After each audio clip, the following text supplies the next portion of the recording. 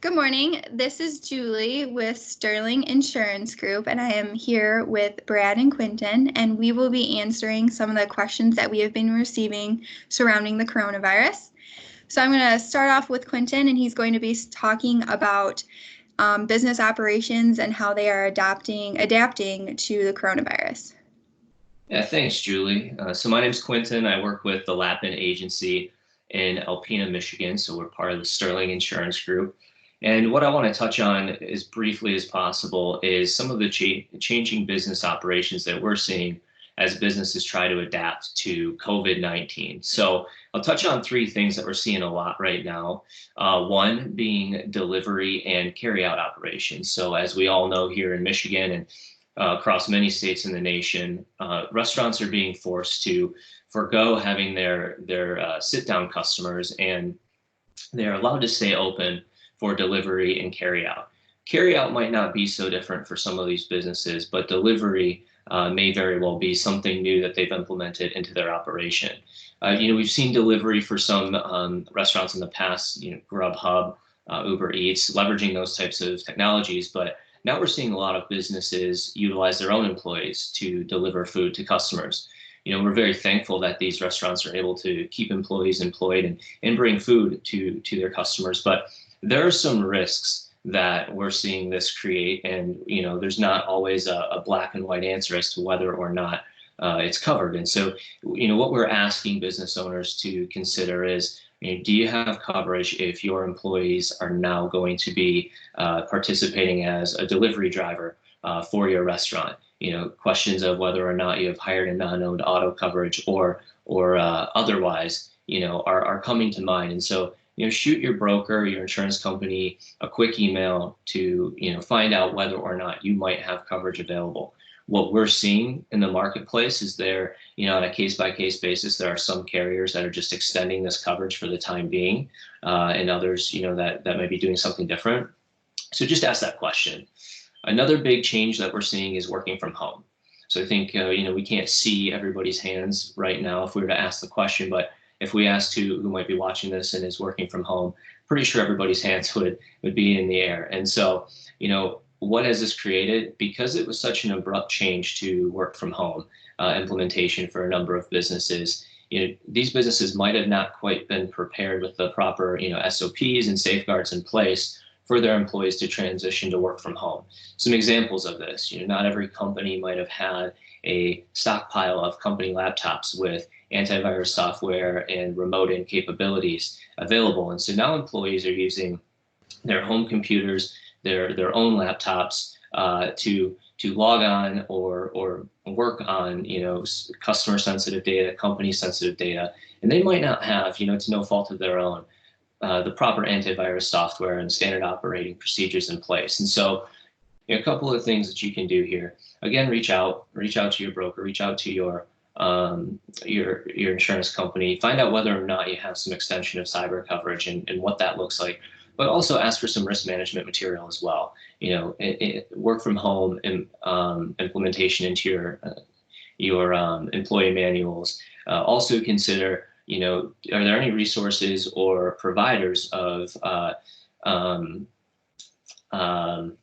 what's the word I'm looking for here? Any providers of antivirus software implementation or remote in capabilities that can be recommended to you, so that your employees can really tie up that exposure and make sure that cyber criminals are not getting into their computer system and accessing sensitive data. The last thing that I want to talk about is changes in manufacturing operations. So another thing that we're seeing, and this is an incredible thing, but companies are changing the types of products they're manufacturing to help out with shortages of products in the healthcare industry or different types of sanitation products. So, examples of this, you see those in the automotive industry switching operations to produce things like ventilators, face masks, and then you see brewers and distilleries shifting over and producing hand sanitation products. Well, I think everyone is very thankful for this. Consider the types of exposures you now may have producing a product that was not originally communicated to the insurance company and that you really weren't originally producing when you implemented your insurance and your risk management program. So again, reach out, notify your insurance company, find out what types of gaps this might create, or just what your insurance company is doing to address that situation. And then again, from a risk management practice perspective, the other thing that you can do here is you more than likely are going to have employees on site producing these materials.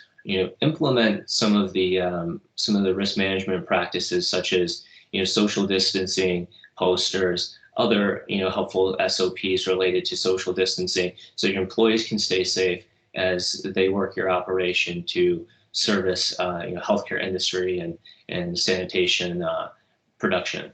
So just a couple of quick things there that we've seen. If you have further questions, if you want to dive deeper on this, let us know. We're here to serve you as you serve and help businesses and people across the country get through this difficult time. So thanks, Julie.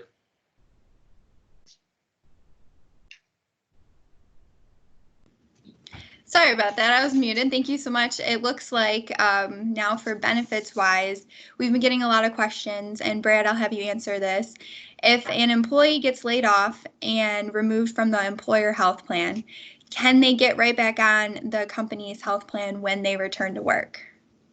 That's a great question. It's come up frequently. So I am out of the Sterling Heights headquarters of Sterling Insurance Group. And the first place that we would always recommend is looking at not only the summary plan description, but the certificate of coverage. That would be on the medical, dental, and vision policies to understand the termination layoff date versus the termination or end of coverage. So the majority of policies will end on the end of the month, even though someone might be terminated April 1st, let's say, or laid off April 1st. So their coverage would still go through that end of the month, but it's important to understand that and not assume. So we always want everyone to start with those two documents. And then we think about this full circle. We have to unfortunately do a layoff if that's something that we have no choice, but then we want to understand the process for bringing everybody back. Many of the insurers have already proactively communicated this. We've been asking this for some of our affected clients already. And it's understanding typical rehire provisions will be in place upon the date of rehire, so they would have no gap in coverage. But we don't, again, want to assume. It should be labeled in an employee handbook. We find that many employers don't have this clearly laid out. But for this special circumstance, for this crisis, it is very important to be proactive, communicate with the carrier that this is what we're doing. If we get the green light as of May 4th, let's say, to bring everybody back on, that everyone understands this is the plan, and we want no gaps in coverage. We want these employees treated as equitably as possible. It is a common question. It is something that we are dealing with every day with employers, of understanding different opportunities of dealing with this issue. So please don't hesitate to give us a call, and we'd be happy to talk through any of these options. Thank you so much. And then again, if you guys do have any questions, reach out to us. We'd be more than willing to answer these again in another short little webinar. We would love to do that. Thank you so much. I hope you guys all have a great day and stay safe out there. Bye-bye. Bye.